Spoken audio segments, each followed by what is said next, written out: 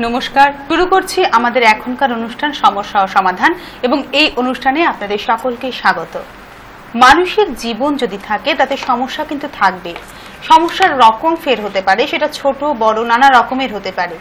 ছোট সমস্যা মানুষ নিজেরাই পাশ কাটিয়ে এগিয়ে যেতে পারি আমরা, কিন্তু যখন বড় সমস্যার সম্মুখীন হই তখন আমাদের প্রয়োজন হয় সঠিক পরামর্শের, সঠিক দিশা। আর এই সঠিক দিশা যদি আমরা পাই শ্রী দেবদাসের কাছ থেকে, তাহলে তার কোনো কথাই নেই। আমাদের মধ্যে আজকে উপস্থিত আছেন শ্রী দেবদাস, এবং আপনাকে অনেক ধন্যবাদ আমাদের মধ্যে আসার জন্য।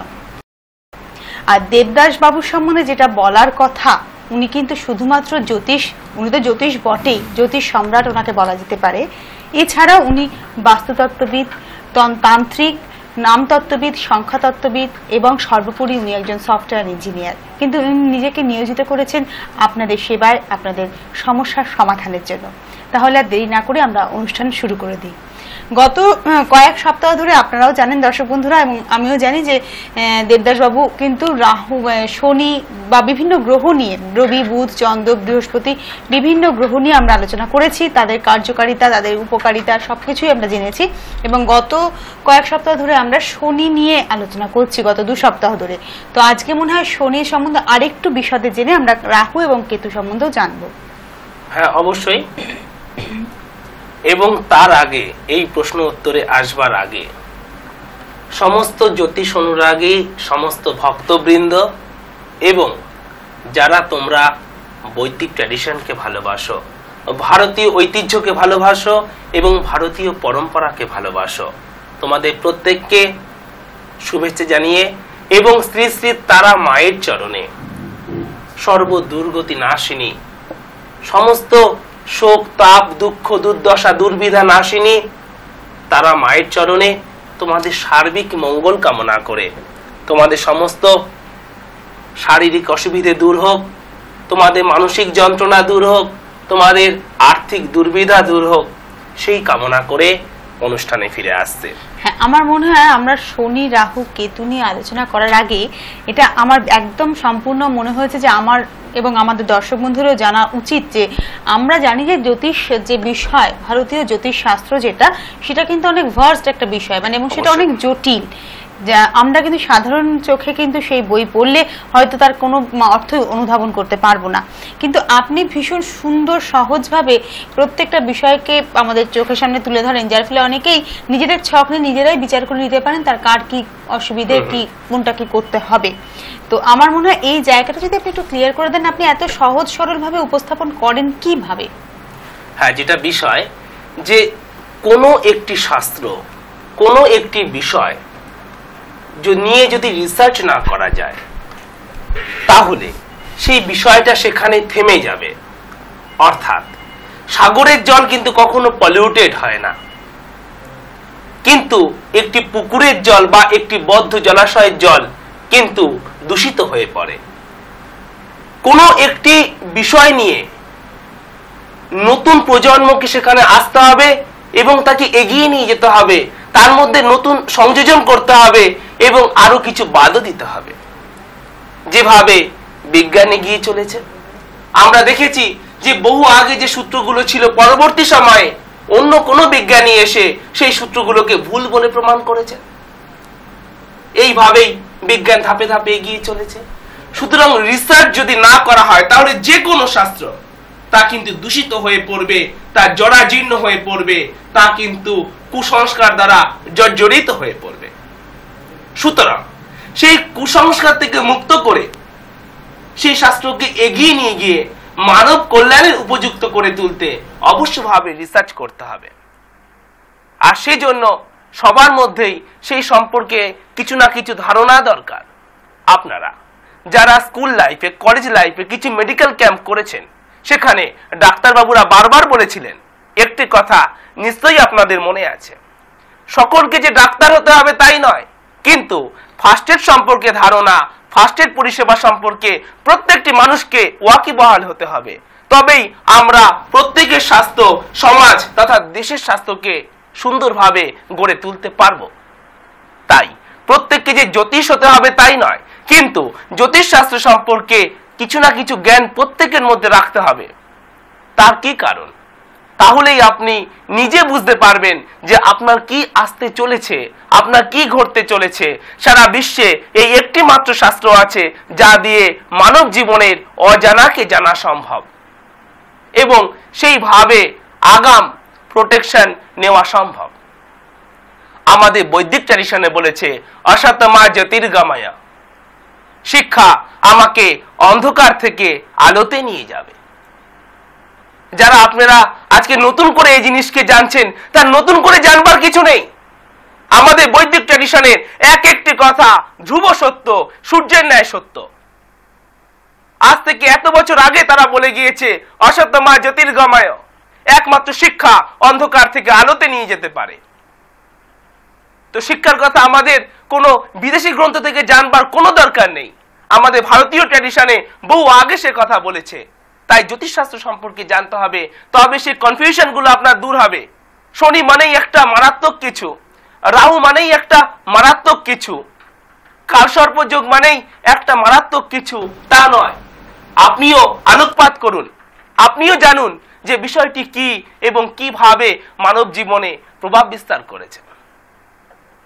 সুতরাং এই বিষয় নিয়ে বলতে গেলে অনেক বড়। আমাদের প্রত্যেকটি জিনিস আমাদের বৈদিক ট্র্যাডিশনে ধ্রুব সত্য বলে কিন্তু পরিগণিত হয়ে আসছে।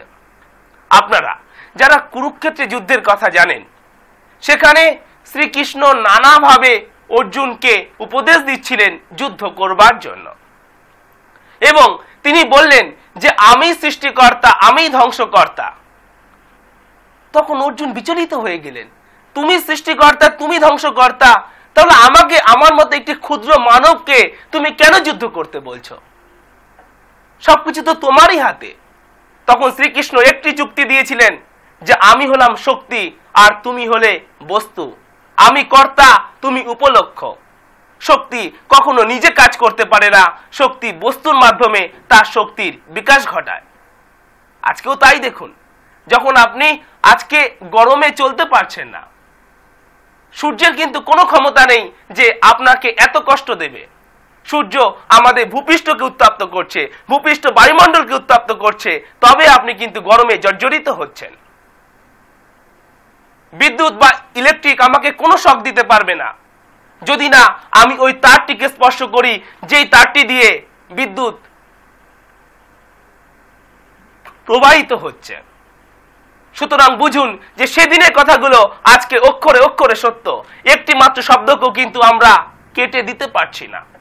সুতরাং আমার উপস্থাপন করবার কারণ এটাই যে আপনারাও জানুন, আপনারা বুঝুন যে কিভাবে কোন গ্রহ মানব জীবনে কি কি বিষয়ের উপর প্রভাব বিস্তার করে এবং তা থেকে মুক্তি পাবারই বা উপায়গুলো কি। হ্যাঁ, যেটা তুমি প্রশ্ন করলে যে শনি এবং রাহু, তো শনি, রাহু এবং কেতু নিয়ে ইতিপূর্বেও আমি আলোচনা করেছি এই টিভি মিডিয়াতে ও অন্যান্য বহু টিভি মিডিয়াতে। তবু শনি সাথে সাথে যে সব বিষয়গুলোকে আলোচনা করেছি, আরেকটি বিষয় কিন্তু আপনাদের মনে অবশ্যভাবে প্রশ্ন জেগেছে, সেটি হলো শনির সাড়ে সাতি। শনির সাড়ে সাতি কি, কিভাবে আমরা শনি সাড়ে সাতির ফলাফল নির্ণয় করব এবং কেনই বা সাড়ে সাতি নাম হলো।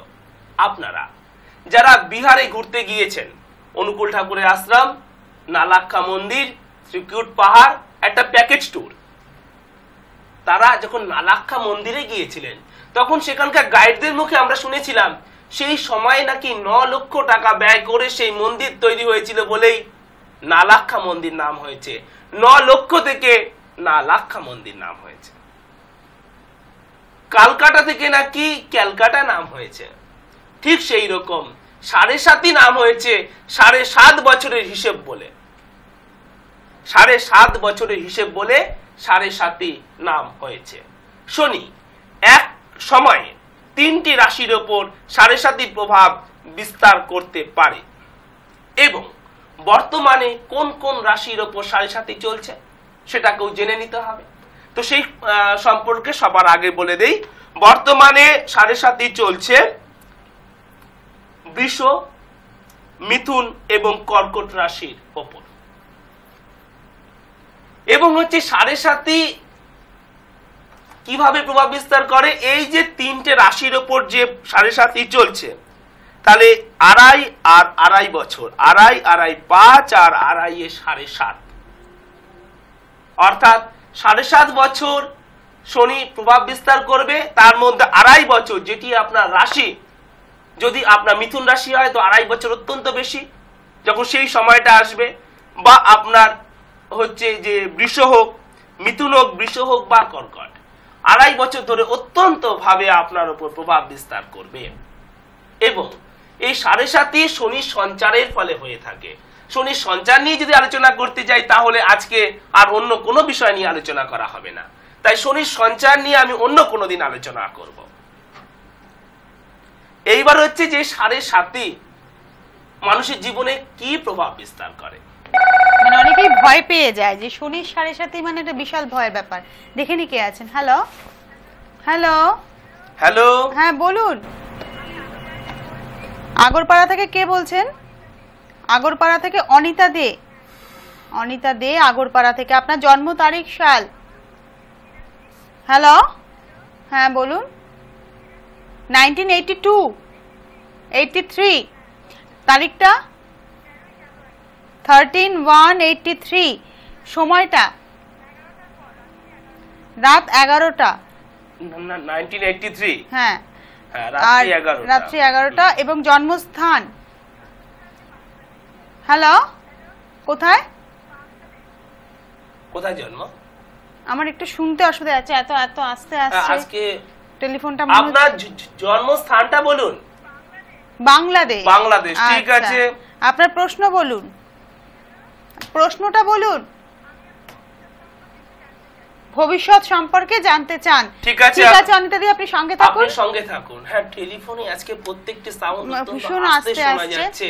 অ্যাকচুয়ালি বর্ষাকালে একটু টেলিফোনের প্রবলেম থেকেই থাকে। তো এখানে যেটি গ্রহ সন্নিবেশ আছে, তোমার এখানে দেখা যাচ্ছে যে ধনু রাশি এবং হচ্ছে কন্যা লগ্ন, এবং হচ্ছে তার সাথে সাথে দেখা যাচ্ছে যে পূর্বসারা অর্থাৎ 20 নম্বর নক্ষত্রে জন্ম, কিন্তু অমাবস্যা তিথিতে জন্ম। এই অমাবস্যা তিথিতে জন্ম মানে চন্দ্র তোমার দুর্বল, চন্দ্র তোমাকে শুভ ফল দান করতে পারবে না। এবং হচ্ছে এখানে যেটি দেখা যাচ্ছে ক্ষত্রিয় বর্ণ ও হচ্ছে নরগণ। তুমি এখানে প্রশ্ন করেছো ভবিষ্যৎ জীবন সম্পর্কে।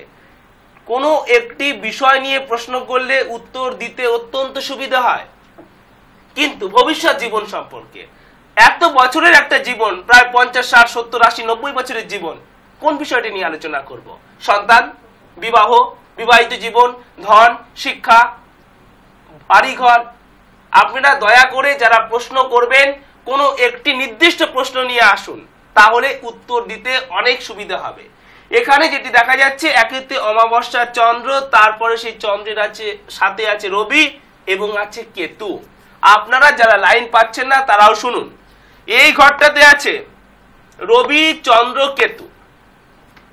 চন্দ্র এমনিতেই ভালো ফল দিতে পারবেন, তাহলে কেতু যদি এখানে থাকে তো নিশ্চিতভাবে জানবেন যে কেতু যে ঘরে আছে সেই ঘরকে এক ধরে অ্যান্টি ক্লক 7 নম্বর ঘরে রাহু আছেই আছে। 1 2 3 4 5 6 7। সুতরাং এই রাহু দৃষ্টি গিয়ে পড়ছে এখানে হচ্ছে রবি ও চন্দ্রের ওপর, গ্রহণযোগ। আমি আপনাদেরকে বহুবার বলেছি রবি বিকাশ দিয়ে থাকে জীবনের সমস্ত দিকে, বিকাশ, রাইজিং। রবি না থাকলে কখনো সম্ভব হবে না। ঠিক যেরকম রাত্রিবেলা আমরা রবি ছাড়া এই পৃথিবীর বিকাশ আমরা পাই না, সবকিছুই রয়েছে কিন্তু সবকিছুই আমাদের কাছে অন্ধকারে, সবকিছুই অজানা এবং হচ্ছে রহস্যময়।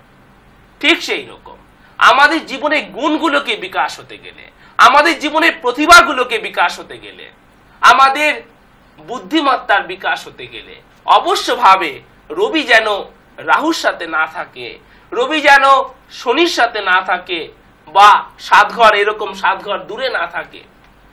এটা হচ্ছে গ্রহণযোগ। আপনার স্বাস্থ্য একেবারেই ভালো যাবে না, তার সাথে সাথে মানসিক শান্তি আপনার থাকবে না। সে কথা আমি কেন বললাম? যারা আপনারা লাইন পাচ্ছেন না তারাও দেখুন, চন্দ্র আমাদের মনকে কন্ট্রোল করে থাকে। চন্দ্র থেকে আমরা মানসিক স্থিতি, মানসিক ধীরতা, মানসিক সাম্যতা এবং তার সাথে সাথে বিচার করে থাকি যে মানসিক শান্তি। সেই চন্দ্র এখানে রাহু দ্বারা আক্রান্ত, একে তো অমাবস্যার চন্দ্র, অবশ্যভাবে এটি অশুভ। তার সাথে সাথে শারীরিক বিভিন্ন রকম যে সমস্ত সমস্যা, তাই নিয়েও বলছি, যাদের আপনাদের জন্মকুণ্ডলিতে রবি বা চন্দ্র এইরকম খারাপ অবস্থায় আছে, সেটা কিরকম হতে পারে? এর সাথে থাকতে পারে রবি চন্দ্র রাহু থাকতে পারে, বা রবি চন্দ্র কেতু থাকতে পারে, বা শুধু চন্দ্র কেতু থাকতে পারে, বা শুধু চন্দ্র রাহু থাকতে পারে, বা রবি কেতু থাকতে পারে, অর্থাৎ একসাথে বা 7 ঘর দূরে। তাহলে তাদের কি ধরনের শারীরিক সমস্যা আসবে সে সম্পর্কে আজকে আরেকবার বলে দিচ্ছে। রবি থেকে বিচার করা হয় আমাদের আইসাইট, রবি থেকে বিচার করা হয় হার্ট, রবি থেকে বিচার করা হয় বোন, রবি থেকে বিচার করা হয় সেলফ কনফিডেন্স, রবি থেকে বিচার করা হয় বাধার মধ্যে, অ্যাংজাইটির মধ্যে কাজ করবার ক্ষমতা, ডিটারমিনেশন, সেদিকে সমস্যা থাকবে। এবং চন্দ্র থেকে বিচার করা হয় মন, মানসিক শান্তি। চন্দ্র থেকে বিচার করা হয় ব্লাড, ইউরিন। কেন? আগে বহুবার বলেছি, আবার বলছি যে চন্দ্র আমাদের পৃথিবীর 3 ভাগ জল 1 ভাগ স্থল, এই 3 ভাগের ওপর প্রতিদিন 24 ঘন্টা 2 বার জোয়ার ভাটা দ্বারা প্রভাব বিস্তার করে। ঠিক সেই রূপ আমাদের শরীরে যে liquid, blood, urine, cough and cold ইত্যাদির ওপর চন্দ্র প্রভাব বিস্তার করে। সেই জন্য ব্লাডের সমস্যা, ইউরিনের সমস্যা ইত্যাদি দেখা দেওয়া অত্যন্ত স্বাভাবিক। আমি একটু দেখে নি কে আছেন। হ্যালো হ্যালো, হ্যাঁ বলুন, একটু জোরে বলুন, আপনার কথা একদমই আসছে না। ছেলের নাম বলুন। সুদীপ মুখার্জি। হ্যাঁ, হ্যালো, জন্ম তারিখটা বলুন।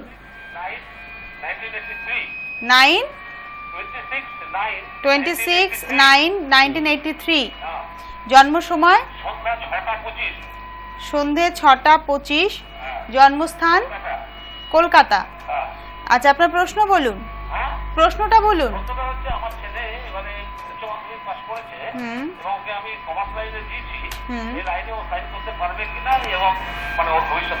আচ্ছা, ঠিক আছে, পড়াশোনা নিয়ে ক্যারিয়ার নিয়ে।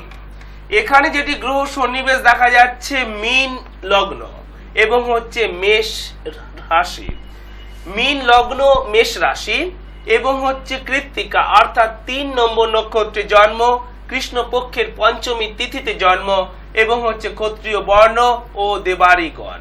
এখানে যেটি গ্রহ সন্নিবেশ আছে, আপনি এখানে প্রশ্ন করেছেন শিক্ষা জীবন সম্পর্কে এবং আপনি এখানে প্রশ্ন করেছেন যে তা এখানে কমার্স নিয়ে লেখাপড়াটা শুভ হবে কিনা।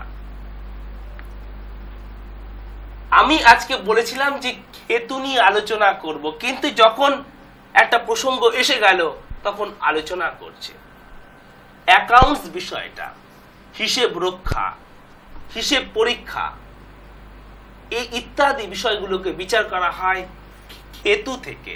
অর্থাৎ যার জন্মকুণ্ডলিতে কেতু ভালো অবস্থায় থাকবে সে ভীষণভাবে অঙ্ক বা ম্যাথ সাইডে ভীষণভাবে পারদর্শী হবে, আর যার কেতু উইক থাকবে সে কিন্তু পারবে না। সুতরাং এই যারা তোমরা কমার্স নিয়ে পড়ছো, যারা তোমরা সিএ পড়তে চাও, অবশ্য কিন্তু কেতুকে ভালো অবস্থাতে থাকতে হবে। ওর এখানে কেতু যথেষ্ট ভালো অবস্থায় আছে, সুতরাং আপনি যখন ওকে কমার্সে দিয়েছেন তো শুভ। কিন্তু এখানে শেষ নয়, একটি ভয়ানক সমস্যা ওর জন্মকুণ্ডলিতে রয়েছে। আমি সে বিষয়ে আলোকপাত করছি, সাথে সাথে আপনারা যারা লাইন পাচ্ছেন না তারাও আপনারা দেখুন। কেতু কোন ঘরে একবার বলে দেই যে ওর, আপনি যিনি ফোন করেছিলেন আপনার ছেলের জন্মছকে কেতু আছে ঘড়ি কাটার 5 নম্বর ঘরে, এটি খারাপ নয়, ভালো। আর কেতু অত্যন্ত শুভ হচ্ছে এই জায়গাটায়, ঘড়ি কাটার 4 নম্বর ঘর অর্থাৎ ধনুতে। কিন্তু ওর জন্মকুণ্ডলিতে কি সমস্যা, আর আপনারা যারা লাইন পাচ্ছেন না হয়তো আপনাদেরও এরকম সমস্যা আছে, সেটা নিশ্চয়ই মিলে যাবে। আপনারা অত্যন্ত মন দিয়ে শুনুন। ওর এখানে শনি আছে ঘড়ি কাটা 6 নম্বর ঘরে, আর আমি আপনাদেরকে বহুবার বলেছিলাম যে ঘড়ি কাটা 6 নম্বর ঘরে শনি অত্যন্ত শুভ। কিন্তু ওর মেষ রাশি, আর মেষ রাশি মানে চন্দ্র যেখানে থাকে সেটাই তার রাশি, অর্থাৎ চন্দ্র আছে এই ঘরে, অর্থাৎ চন্দ্র এবং শনির মধ্যে পূর্ণ দৃষ্টি বিনিময় হয়েছে। এটা হচ্ছে বিষ যোগ এবং অনুরাগ যোগের অত্যন্ত ভয়ানক যোগ, অনুরাগ যোগের একটি অংশ। এটি ওর জীবনে উন্নতির ক্ষেত্রে প্রচন্ড ভাবে বাধা আনবে এবং ওকে অত্যন্ত জেদি করে তুলবে, অত্যন্ত জেদি করে তুলবে বয়সের সাথে সাথে। সুতরাং এই জায়গাটার অবশ্যভাবে প্রতিকার করতে হবে।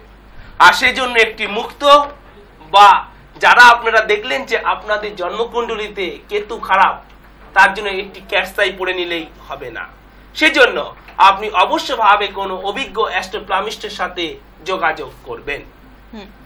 আমাদের মনে হয় শনির 7.5 নিয়ে, তো শনির 7.5 নিয়ে আমি বলছিলাম যে এই শনির 7.5 এই বিষয়টি কি এবং শনির দিতে মানুষ কি কি, মানে মানুষের একটা মনে ভীতি চলে আসে, আমার শনির 7.5 চলছে, এই একটা ভীতি কিন্তু প্রত্যেকটা মানুষের মধ্যেই থাকে যে শনির 7.5 মানুষ কি কি ফল লাভ করে থাকে। আমি সে সম্পর্কে বলছি। শনির 7.5 যখন মানুষের জীবনে আসে তখন মানুষের প্রধানত দুটি জিনিস লক্ষ্য করা যায়। এক, তার কর্মক্ষেত্রে সমস্যা এবং সমস্ত কাজে একটা ধীরতা ভাব, করব, অর্থাৎ তার মধ্যে যে কাজের গতি সেটা নষ্ট হয়ে যায় এবং সে দীর্ঘসূত্রী হয়ে পড়ে। যে কোনো বিষয় সিদ্ধান্ত নিতে সে অত্যন্ত দেরি করে এবং এই দেরির জন্য কখনো তার সুযোগও কিন্তু হাতছাড়া হয়ে যায়। হ্যালো হ্যালো বলুন। হ্যাঁ মা বলো, মা বলো। হ্যালো আমার, হ্যালো নিউ আলিপুর থেকে লক্ষ্মী সিং। আপনার জন্ম তারিখ, সময়, ছেলের নাম? উদয় সিং। হ্যাঁ 28/6/81। আচ্ছা, জন্ম সময়? দুপুর 2:45। জন্মস্থান? কলকাতা। আচ্ছা, আপনার প্রশ্ন বলুন। কিছু বলতে হবে না, এবার আপনার প্রশ্নটা বলুন। ছেলে একটা প্রাইভেট পদে চাকরি করছে। আচ্ছা, তো চাকরিটা কিরকম হবে? আর ও হাতে পয়সা রাখতে পারছে না। আচ্ছা মা, সেদিন কি সানডে ছিল? হ্যাঁ সেদিন কি সানডে ছিল। সানডে, ঠিক আছে। আর ভবিষ্যৎটা একটু জানাবেন। তুমি সঙ্গে ঠিক আছে, সঙ্গে থাকো। হ্যাঁ, আপনি কি আমার মেয়েটা বলতে পারবেন? না, একটা ফোনে তুমি সঙ্গে থাকো। ঠিক আছে, নমস্কার। এখানে যেটি বিষয় যে ওর এখানে দেখা যাচ্ছে মেষ রাশি ও তুলা লগ্ন। আপনারা যারা টেলিফোনে আসবেন তাদের ছকের কোনো দরকার নেই বা কি রাশি কি গণ বলবার কোনো দরকার নেই। আমি এখানে আমার সফটওয়্যারের মাধ্যমে সেগুলোকে সম্পূর্ণভাবে তৈরি করেছি এবং হচ্ছে ভরণী অর্থাৎ 2 নম্বর নক্ষত্রে জন্ম ও কৃষ্ণপক্ষের দ্বাদশী তিথিতে জন্ম। এখানে যেটি দেখা যাচ্ছে ক্ষত্রিয় বর্ণ ও নরগণ। এখানে তিনি প্রশ্ন করেছেন মা যে তার ছেলে একটি প্রাইভেট ফার্মে চাকরি করে কিন্তু হাতে টাকা পয়সা রাখতে পারছে না এবং প্রশ্ন করেছেন যে তার এখানে কর্মজীবন কিরকম হবে। তো আমি বলছি আপনারা শুনুন। তো এখানে যেটি অবস্থান আছে যে এই যে কর্মজীবন, ওর আমি লগ্ন বলেছি তুলা, 1 2 3 4 5 6 7 8 9 10, এই ঘরটা থেকে, সবার ক্ষেত্রে এই ঘর নয়, লগ্ন থেকে অ্যান্টি ক্লক, এই ঘরটা থেকে বিচার করা হয় জীবিকা, পেশা, সে জীবনে কি করবে, ব্যবসা না চাকরি। ওর এখানে যেটি অবস্থান আছে তাতে যেটি দেখা যাচ্ছে যে এখানে আছে রাহু এবং শুক্র, সেটা কিন্তু মূল সমস্যা নয়। মূল সমস্যা হচ্ছে মানে সেখানে রাহু শুক্র আছে, তা ভালো ফল দেবে, কিন্তু এখানে যেটি মূল সমস্যা সেটি হচ্ছে যে এখান থেকে 1 2 3 4 5 6 7 এই ঘরটায় আছে চন্দ্র, কিন্তু এই ঘরটার মালিক আছে এই ঘরে, অর্থাৎ মঙ্গল আছে অষ্টমে। এটাই হচ্ছে মূল সমস্যা। আপনাদেরও যাদের মঙ্গল অষ্টমে আছে আমি তাদের জন্য বলছি, এখানে সপ্তমপতি হয়ে অষ্টমে, সুতরাং ওর এখানে বিবাহিত জীবন তো ভীষণভাবে খারাপ দেখা দেবেই, তার সাথে যেটা ও কর্মক্ষেত্রে শত্রুতার সম্মুখীন হবে এবং জন্মস্থান থেকে দূরে ওর কর্মজীবন শুভ হবে। তো আমি যেটা নিয়ে বলছিলাম যে শনির 7.5 মানুষের জীবনে কি প্রভাব দিয়ে থাকে। তাহলে কি বললাম যে তার মধ্যে একটা দীর্ঘসূত্রী ভাব দেখা দেয়। যে সিদ্ধান্তটা তার নেওয়া উচিত ছিল এই বছরের আগস্ট মাসে, সিদ্ধান্ত নিতে নিতে সে দেরি করে ফেলবে সেপ্টেম্বর, আর তার যে কাজের জন্য সে সিদ্ধান্ত নিচ্ছে সেই কাজটাই হাতছাড়া হয়ে যাবে। আর কি প্রভাব দেখা দেয়? মানে এটা কি শনি সাড়ে সাথে যখন শনি সাড়ে সাতির প্রভাব, শনি মানুষকে এইভাবে তার কর্মশক্তিকে ছিনিয়ে নেয়। এবং আর কি প্রভাব দেখা দেয়? শনি সাড়ে সাতিতে শারীরিক দিক থেকে ভীষণভাবে সমস্যা দেখা দেয়। তার শারীরিক অসুবিধা, শারীরিক দুর্বিধা বা শারীরিক রোগ ভোগ, এমনকি শয্যাশায়ী পর্যন্ত করে দেয় এই শনি সাড়ে সাতি।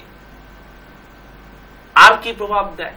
যারা আপনারা লাইন পাচ্ছেন না তারা লিখে নেবেন, আর যে টেলিফোন আসবে আপনারা তৈরি থাকবেন, হয়তো তার মধ্যেই আপনাদের উত্তর আপনারা পেয়ে যাবেন। আর কি প্রভাব দেয় শনি সাড়ে সাতি? অত্যন্ত গুরুত্বপূর্ণ এই বিষয়টি আমি বলছি। শনি সাড়ে সাতিতে মানুষের স্বজন বিয়োগ হয়, অর্থাৎ তার পিতা মাতা বা তার প্রিয়জনের মৃত্যু ঘটিয়ে দেয় এই শনি সাড়ে সাতি। এছাড়া শনি সাড়ে সাতি মানুষের জীবনে মামলা মোকদ্দমা নিয়ে আসে বা মিথ্যে অপবাদ নিয়ে আসে এই শনি সাড়ে সাতি। যাদের আপনাদের শনি সাড়ে সাতি চলছে তারা আপনারা মিলিয়ে দেখুন যে আপনাদের জীবনে এগুলো ঘটছে কি ঘটছে না। অবশ্য রূপে ঘটছে, অবশ্যই ঘটছে, কিন্তু ঠিক যেরকম এই ভগবান এই পৃথিবীতে বিভিন্ন রোগের সৃষ্টি করেছেন, ঠিক সেই রকম রোগ প্রতিরোধ করার জন্য আমাদের মধ্যে ইমিউনিটি পাওয়ার দিয়েছেন, যে আমরা যেন প্রাথমিকভাবে কিছু রোগকে প্রতিহত করতে পারি। এই শনির সাড়ে সাতি থেকে আপনাকে মুক্ত করবে। এই শনির সাড়ে সাতির কবল থেকে, এই আগ্রাসন থেকে আপনার জীবনকে মুক্ত করবে একটি গ্রহ, একটি মাত্র গ্রহ সেই কাজ একমাত্র করতে পারে, আর সেই গ্রহটি হচ্ছে বৃহস্পতি। আর সেই বৃহস্পতি যদি চন্দ্র দ্বারা যুক্ত থাকে তাহলে জানবেন যে শনির সাড়ে সাতি আপনাকে ছুতে পারবে না, বা বৃহস্পতি যদি ভালো অবস্থাতে থাকে তাও ছুতে পারবে না। আমি এবারে বলছি যে কিভাবে জানবেন যে আপনার জন্মকুণ্ডলিতে বৃহস্পতি ভালো অবস্থায় আছে। বৃহস্পতির নিজের দুটো ঘর আপনাদেরকে আমি বলেছিলাম, সেটি হচ্ছে ঘড়ি কাটার 4 নম্বর ধনু এবং ঘড়ি কাটার 1 নম্বর মীন। যদি বৃহস্পতি এখানে থাকে এবং যদি কোনো খারাপ গ্রহ দ্বারা যুক্ত না হয়, অর্থাৎ যদি রাহু দ্বারা যুক্ত না হয়, যদি শনি দ্বারা যুক্ত না হয়, যদি কেতু দ্বারা যুক্ত না হয়, তাহলে জানবেন যে এই বৃহস্পতি আপনার ভালো অবস্থায় আছে। বা এই বৃহস্পতি থেকে 7 ঘর দূরে যেন এই সমস্ত খারাপ গ্রহগুলো না থাকে। আর অতীব উচ্চ স্থান, অতীব সুন্দর স্থান বৃহস্পতির পক্ষে, সেটি হচ্ছে এই ঘড়ির কাটার 9 নম্বর, অর্থাৎ কর্কট বা ক্যান্সারের ঘরটি। অত্যন্ত শুভ ঘর, অত্যন্ত শুভ। এছাড়াও কিছু বিষয় আছে।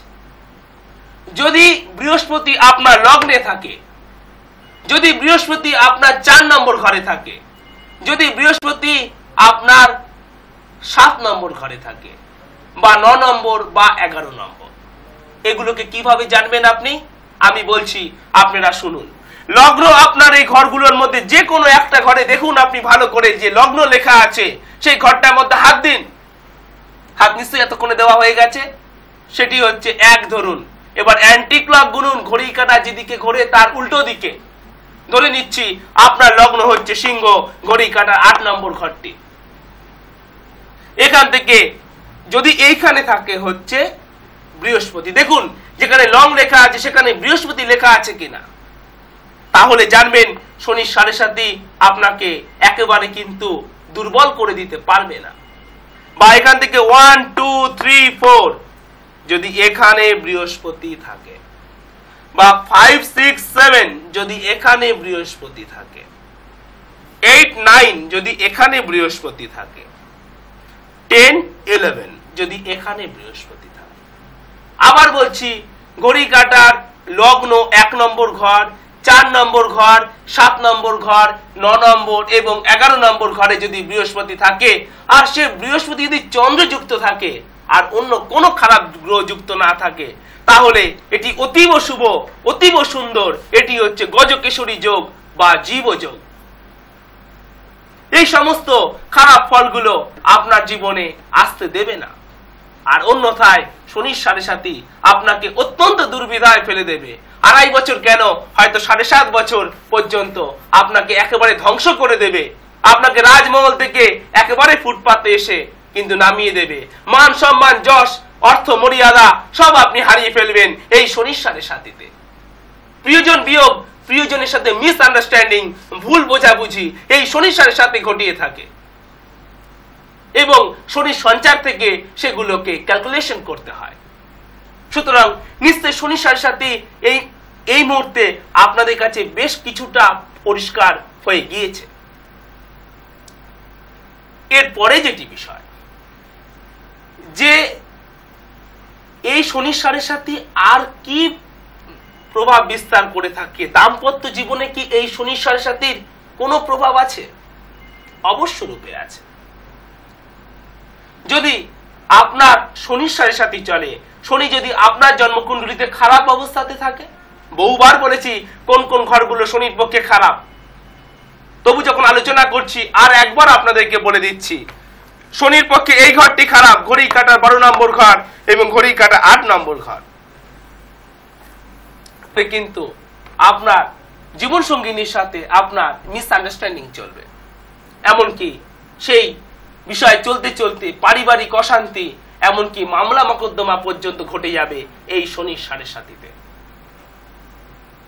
তাহলে আপনারা বুঝতে পারছেন যে শনির 7.5 মানুষের জীবনে কিভাবে প্রভাব বিস্তার করে এবং কোন কোন দিকে প্রভাব বিস্তার করে। যদি আপনার শনির 7.5 চলে, তাহলে কিন্তু কখনোই আপনার উচ্চ স্থানে ঘুরতে যাওয়া উচিত নয়।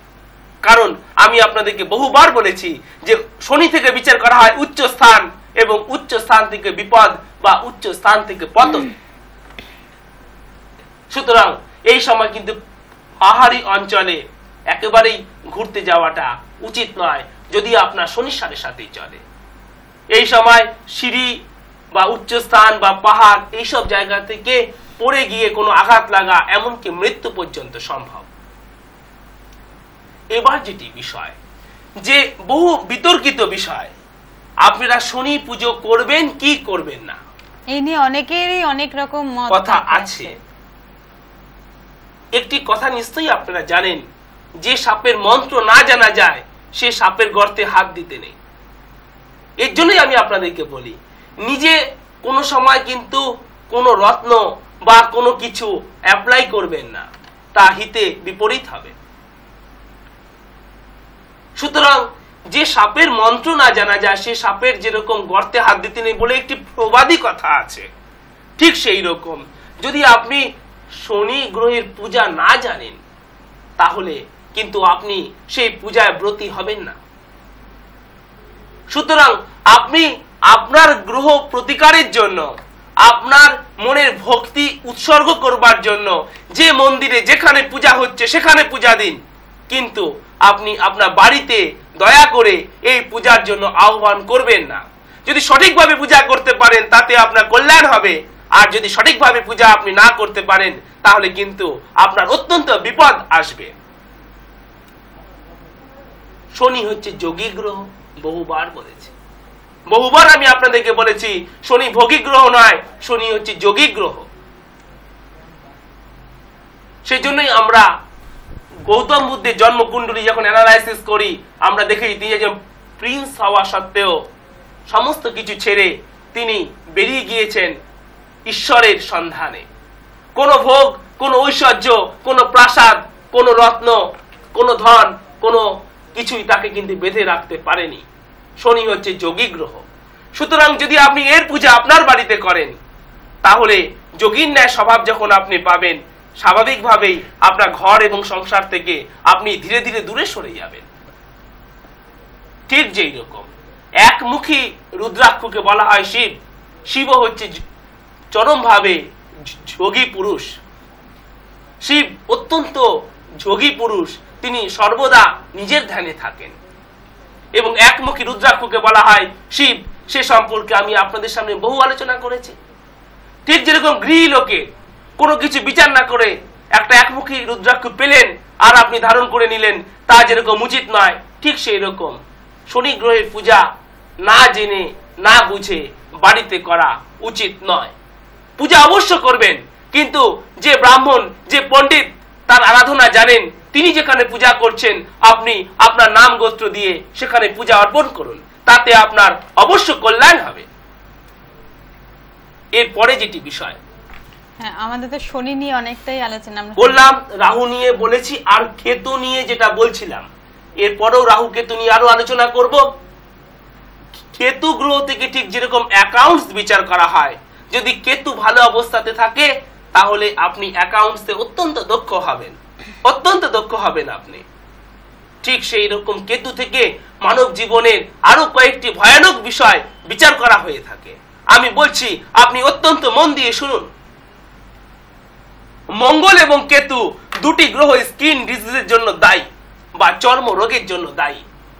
মঙ্গল কি ধরনের চর্মরোগ নিয়ে আসে, ইতিপূর্বে সে কথা আপনাদেরকে বলেছিলাম। যে চর্মরোগ আপনার সমস্যা সৃষ্টি করবে কিন্তু দেহের রং সাদা করে দেবে না, যে চর্মরোগ আপনার সমস্যা সৃষ্টি করবে, লোক ও সমাজে আপনাকে বিকাশ হতে, আপনাকে বেরোতে সমস্যা দেবে, লজ্জা দেবে, কিন্তু গায়ের রং সাদা করে দেবে না, সেই চর্মরোগের জন্য দায়ী মঙ্গল। কিন্তু কেতু অত্যন্ত সাংঘাতিক। কেতু শ্বেতি এবং কুষ্ঠ রোগের জন্য দায়ী। যদি কেতু জন্মছকে অত্যন্ত সমস্যায় থাকে, অত্যন্ত খারাপ অবস্থাতে থাকে, তাহলে এই সমস্ত রোগগুলো মানব জীবনে দেখতে পাওয়া যায়। সুতরাং সমস্ত প্রকার চর্মরোগের জন্য কিন্তু কেতুকে দায়ী করলে হবে না। যে সমস্ত চর্মরোগ শরীরের রঙকে সাদা করে দেয় এবং যে সমস্ত চর্মরোগ কুষ্ঠ বা সেই ধরনের, তার জন্য দায়ী হচ্ছে কেতু। লেপ্রাসি বা সেই ধরনের কোনো ডিজিজের জন্য দায়ী থাকে কেতু। সুতরাং এই কেতু গ্রহকে কিন্তু কখনো অবহেলা করে জন্মছকের মধ্যে ফেলে রাখা উচিত নয়। কেতু আর একটা অত্যন্ত গুরুত্বপূর্ণ ও সাংঘাতিক বিষয়ে মানব জীবনে প্রত্যক্ষভাবে প্রভাব বিস্তার করে। আমি সে সম্পর্কে আলোচনা করছি, আপনারা মন দিয়ে শুনুন। এবং যারা আপনারা লিখে নিতে চান খুব চটপট তারা লিখে নিন। ইতিপূর্বে যখন মঙ্গল নিয়ে আপনাদের সামনে আমি আলোচনা করেছি, সে সময় আমি আপনাদেরকে বলেছিলাম যে দু প্রকারের শত্রুতা মানব জীবনে দেখতে পাওয়া যায়। দু প্রকারের শত্রুতা। এক, সরাসরি শত্রুতা। আপনি জানছেন যে মিস্টার এক্স বা মিসেস ওয়াই আপনার শত্রু, সেটা অত সাংঘাতিক নয়, সেটা অত সাংঘাতিক নয়, কারণ আপনি জানবেন আপনি তার থেকে প্রোটেকশন নিতে পারবেন। কিন্তু আজ পর্যন্ত ইতিহাস এই প্রমাণ করছে যে ভয়ানক শত্রুতা আপনজন থেকে লাভ হয়েছে, ভয়ানক শত্রুতা আপনজন থেকে লাভ হয়েছে। যদি আমরা আমাদের বৈদিক ট্র্যাডিশনের পাতা উল্টে দেখি, তাহলে আমরা দেখতে পাবো যে রাবণের সাথে বিভীষণের শত্রুতা সৃষ্টি হয়েছিল, বালির সাথে সুগ্রীবের শত্রুতা সৃষ্টি হয়েছিল। যদি আমরা ইতিহাস খুলি, তাহলে আমরা দেখতে পাবো যে মহাভারতে দুর্যোধনের সাথে অর্জুনের শত্রুতা সৃষ্টি হয়েছিল। যদি আমরা আজকের যুগের ইতিহাস খুলি, তাহলে আমরা দেখতে পাবো যে ইন্দিরা গান্ধী শত্রুতার সম্মুখীন হয়েছিলেন। এটা কোনো গল্প কথা নয়, এটা বাস্তব, এটা সত্য। এরা কিন্তু প্রিয়জন থেকে শত্রুতা সৃষ্টি হয়েছিলেন, এরা প্রিয়জন থেকে শত্রুতা লাভ করেছিলেন। আর যাকে আপনি জানতে পারছেন না, যার থেকে আপনি ভাবতে পারবেন না যে আমি এর থেকে শত্রুতা লাভ করতে পারি, এ আমার এত ক্ষতি করতে পারে, যার জন্য আমি এত করেছি, যে আপনার অত্যন্ত ক্লোজ, অত্যন্ত কাছের, যে আপনার সমস্ত খবর জানে। এই ধরনের শত্রুতা সৃষ্টি করে থাকে কেতু, যদি কেতু আপনার জন্মকুণ্ডলিতে খারাপ অবস্থাতে থাকে। আর রিসার্চের মাধ্যমে জানা গিয়েছে যারা এরকম খুব নিকটজন থেকে শত্রুতার সম্মুখীন হয়েছেন, তাদের জন্মকুণ্ডলিতে কেতু অবশ্য রূপে খারাপ অবস্থাতে আছে। কেতু আর একটা খুব সাংঘাতিক বিষয় প্রভাব বিস্তার করে এই শত্রুতার বিষয়ে। শত্রু দুরকম হতে পারে, এক হচ্ছে যে দুর্বল শত্রু, আর হচ্ছে শক্তিশালী শত্রু। শক্তিশালী দু প্রকার হতে পারে, এক হচ্ছে আর্থিক শক্তিশালী, আরেক হচ্ছে শিক্ষিত বা অতীব বুদ্ধিমান ব্যক্তি। কেতু যদি আপনার খারাপ অবস্থাতে থাকে তাহলে আপনি শিক্ষিত লোক থেকে, উচ্চ পদস্থ ব্যক্তি থেকে শত্রুতা লাভ করবেন। সেটা আপনার অফিসে হতে পারে, সেটা আপনার গৃহ জীবনে হতে পারে, সেটা আপনার সমাজ জীবনে হতে পারে, সেটা আপনার রাজনৈতিক জীবনে হতে পারে। সুতরাং এই কেতু এত সাংঘাতিক ভাবে মানব জীবনে প্রভাব বিস্তার করে থাকে। আজকে এই পর্যন্ত বললাম, এরপরে আরো এই সমস্ত বিষয় নিয়ে আলোচনা করব। আমার মনে হয় দেবদাস বাবু এবার একটু বলে দেওয়া দরকার যে মানুষ যদি আপনার সাথে যোগাযোগ করতে চান তো তারা কোথায় যোগাযোগ করবে। হ্যাঁ, তার আগে দেখে নেব টেলিফোনে কে আছেন। হ্যালো হ্যালো, নমস্কার। নমস্কার। বলুন। বললাম আমার ছেলের বিষয়ে একটু জানতে চাই। নামটা বলুন। ছেলের নাম উষ্মেয় ঘোষ। উষ্মিয়। উষ্মেয়। উষ্মেয়, হ্যাঁ। আচ্ছা। উষ্মেয় ঘোষ। ও মানে ও হচ্ছে 1998 সালে। তারিখটা 30 মে। 30 মে সকাল 11টা 18 মিনিটে। 98 সকাল 11টা 18 মিনিট। হ্যাঁ, কোথায় হয়েছে মা? কলকাতাতে। আচ্ছা, আপনার প্রশ্ন বলুন। প্রশ্ন ছেলের বিষয়ে জানার দরকার। ছেলে খুব দুষ্টু, পড়াশোনা কেমন হবে, ভবিষ্যতে কি করতে পারবে। আচ্ছা মা, সেদিন কি স্যাটারডে ছিল?